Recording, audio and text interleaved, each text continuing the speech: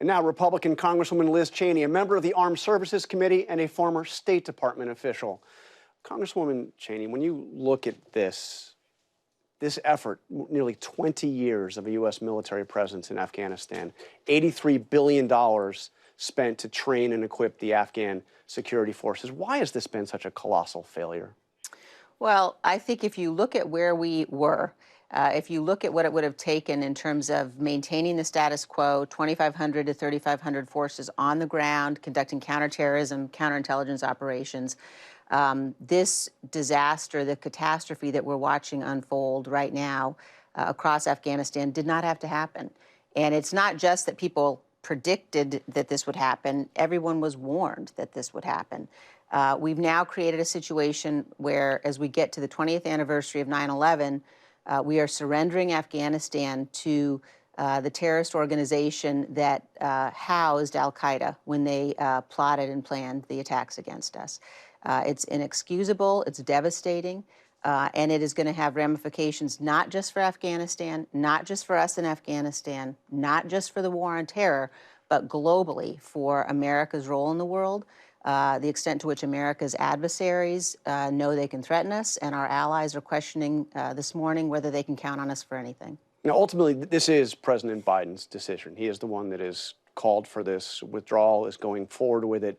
But this didn't happen in a vacuum. I mean, It was President Trump that negotiated the agreement with the Taliban to have a complete withdrawal that was supposed to actually happen by May 1st. So who bears responsibility? Look, I think absolutely President Biden bears responsibility for making this decision, but there is no question that President Trump, his administration, Secretary Pompeo, they also bear very significant responsibility for this. They walked down this path of legitimizing the Taliban, of perpetuating this fantasy, telling the American people that the Taliban were a partner for peace. President Trump told us that the Taliban was going to fight terror. Secretary Pompeo told us that the Taliban was going to renounce al-Qaeda. None of that has happened. None of it has happened. Today, as we watch the Taliban, for example, release prisoners across Afghanistan, there's very real concern that there are not just fighters in those prisons who will join the battle in Afghanistan, but that terrorist groups globally will, in fact, be fed new soldiers in their war on terror from those prisons. It's a devastating set of circumstances, but the delegitimization of the Afghan government, the notion in the Trump administration, the suggestion that at one point they were saying we're going to invite the Taliban to Camp David. On September 11th. Yeah. I mean, this disaster certainly began. And look, the notion of we're going to end endless wars, that campaign slogan, what we're watching right now in Afghanistan is what happens when America withdraws from the world. So everybody who has been saying America needs to withdraw, America needs to retreat, we are getting a devastating, catastrophic, real-time lesson in what that means. Well, let me ask you about something your former colleague Justin Amash said. He said the Taliban's rapid gains in Afghanistan underscored the futility of permanent occupation. The United States wasn't able to meaningfully shape circumstances through 20 years of war. We'd have seen the same results had we pulled out 15 years ago or 15 years from now. End the wars. That is something you hear, you hear from Republicans and Democrats. This is not ending the war.